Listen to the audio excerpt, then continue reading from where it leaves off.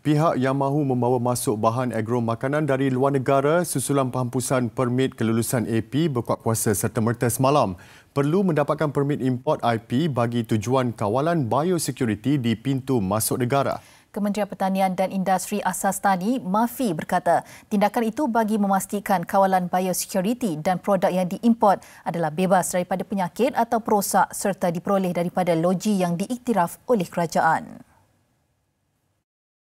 Dalam satu kenyataan, MAFI memaklumkan keputusan pemansuhan AP itu adalah sebagaimana yang diputuskan Jemaah Menteri.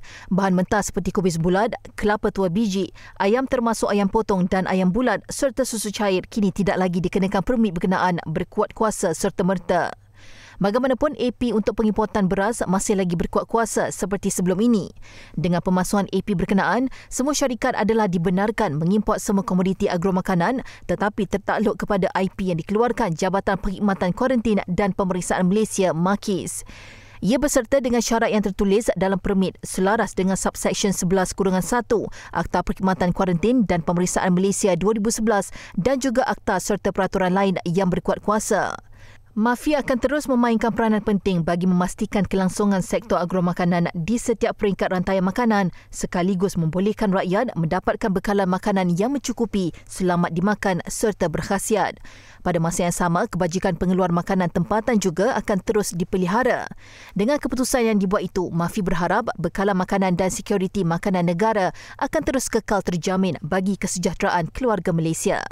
Semalam, Perdana Menteri Datuk Seri Ismail Sabri Yaakob mengumumkan kerajaan memasukkan keperluan AP bagi bahan makanan secara serta-merta bagi memastikan bekalan makanan negara mencukupi.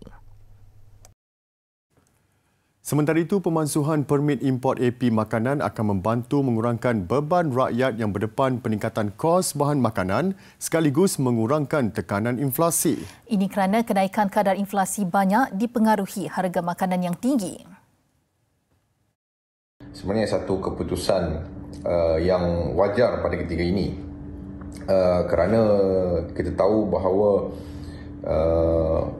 sekarang ini kita mengalami masalah dari sudut kekurangan penawaran.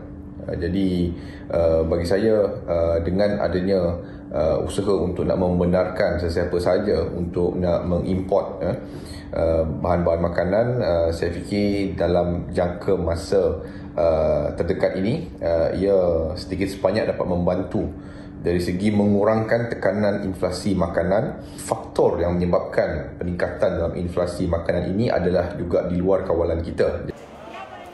Menurut penganalisis, kebenaran mengimport makanan tanpa permit itu juga memenuhi dasar kerajaan untuk meningkatkan tahap sara diri rakyat di samping pemberian subsidi serta langkah memperkenal harga siling bagi bahan makanan tertentu. Kerajaan turut disaran meneliti pelaksanaan dasar agromakanan bagi mempertingkat produktiviti, pengeluaran dan reformasi sektor pertanian.